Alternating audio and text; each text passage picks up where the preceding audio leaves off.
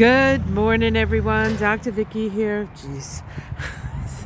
Speaking to you from the Seeds of Transformation Healing Center. Today is, what is today? Let's see, is it the 19th?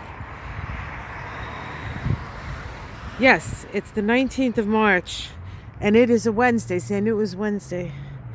The moon is in Scorpio, moving into Sag around 4:18, I think, this afternoon.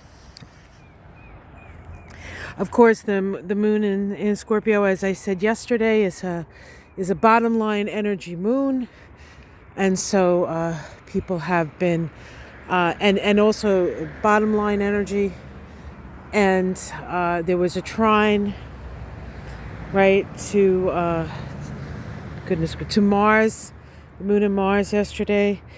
We also have it connected to Saturn, which is the planet of reality.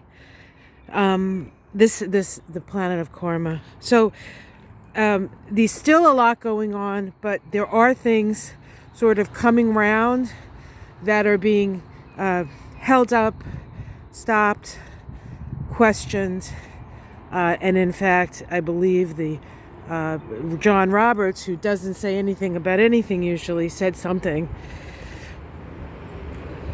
about what Trump said about the judge who did not want those migrants to go down to El Salvador, which I personally took a look at the pictures, just the stills, and I got a really, really terrible feeling in the pit of my stomach.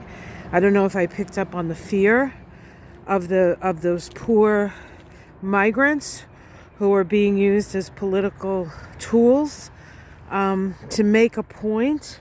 It's very, very, very difficult. These are the kind of things that are going to be very hard to pay attention to, and I wouldn't suggest that you spend all your time paying attention to it, because I don't think that's healthy for anyone's mental health. But avoiding the fact that it's happening is not helpful to us as a country. We really do have to know what's going on, and still be able to keep our wits about us, as it were. Today we have the sun in Pisces making a conjunction to Neptune. Neptune is at the last degree of Pisces. Sort of been hanging around that last degree on and off for about 2 years now. And by the end of this month, for the first time in 151 years, we'll see Neptune move into Aries. The last time it moved into the first degree of Aries, which of course is what a planet moves into, like when it moves into a new sign, it's the first degree of that sign, was 1861. All right, so I'm trying to think though, 1861, did we even know Neptune was up there? Yes, we did. I think it was 1846 that we discovered Neptune. So we've been consciously aware of Neptune through this whole process, I believe. Okay, so I'm sorry, I'm walking through the yard, and although I did do some raking and some cleaning up, there's still a lot of sticks, and I keep poking sticks into my foot. So if it seems like the camera's like woo woo, it's because I'm avoiding impaling myself with briars and such. The things I do for you guys. Just kidding. Not about the briars, just that, this isn't hard. Walking around my yard is not hard. Okay. Now, let's talk about the sun and Neptune. The last degree of Neptune, the Sabian symbol, is the great stone face. And when you look into that symbol, they speak of becoming what you idealize, resembling that which you aspire towards, right? Sort of in a way, becoming that which you see as the ideal, right?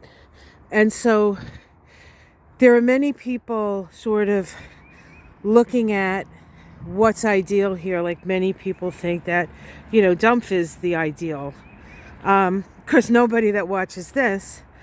But what happens is you end up becoming like that person. So when you have people in your life who previously had seemed to be loving, caring people, and suddenly they're like, who cares what happens to migrants? Let them go to these prisons. You're like, but these are people. They didn't even do anything. It's like, doesn't matter. They're so it's like they get hypnotized into it. So that's in a way what this symbol talks about. Now, tomorrow the sun then moves into Aries, right? First degree of Aries. And then by the end of the month, Neptune moves into Aries. And then by the end of the next month, Saturn moves into Aries. So there's this energy moving into a sort of the new beginning energy. But just like, idealizing a moron like Felon 47, you can idealize something different, right? Now, is it a good idea to idealize something outside of yourself, some person outside of yourself? I would say it's good. It's a good, like, as an example, you admire Martin Luther King. So you're going to act like him. The things, you're gonna parrot what he did. You're gonna align with his vision, right? All of that is absolutely fine, right? Like he is somebody that you can look to and say, what did he do? How did he do it? What was his thoughts, right? And you can aspire to be like that, right? But really, we can also aspire to be our best selves, our idealized selves, and that self connected to our higher consciousness. We are moving into a new consciousness, and the better relationship you have with your own core, with your own heart, with your own sense that you are connected to something greater, okay? The more power you have within you to actually create that reality. So let's align with our highest intentions. Let's align with our highest aspirations. See the country. Don't see the country. I mean, be aware of what's going on, but don't agree to it. The hardest thing, I think, for many of us was to watch once Trump won, in quotes, we'll put in quotes, that everybody's just like going along with him, right? And it's like, no. All right, so that's the message I leave for you today. Hopefully that lifted, just gave you a sense that you have power. We all have the power. We all have the power. They can't take our power away from us unless we give it to them. When I was in college, I went to Hofstra University, and my parents, being, the Italian parents, helicopter parents from the original Da Vinci helicopter, didn't want me to move into the dorms. They were concerned with me moving into the dorms.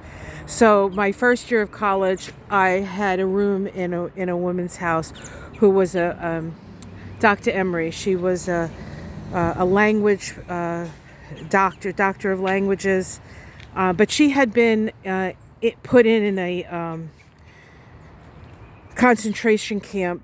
She wasn't Jewish, but she was Greek Orthodox, and they went in too. Like everybody went in, right? And the intelligentsia went in. And I think her family had some money.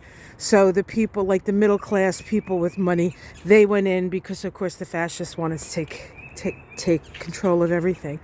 And she said to me, I was in a concentration camp, and they took everything from me. They took my family's home. They took my life, the life that she had been living, right? She said, but the one thing they couldn't take was my mind. I would not let them have my mind. And so I'll give you, Dr. Emery, do not let them have your mind. Do not let them discourage you. We are all in this together, and we have more power than we can imagine. So let's unite, align with the divine, and create heaven on earth. Thank you, guys. Have a great day. I'll see you again tomorrow. Mystic Sisters, this Friday night. We're going to do it on Friday night this week. It's going to be on Ona's channel, Ona's Tarot. And we may be able to figure out how to do it from both our channels. So you could even find it on my channel if you can't remember Ona's channel. But I think that's what's going to happen. All right, guys. Take care. Have a great day. And I'll see you again tomorrow. Much love. Namaste.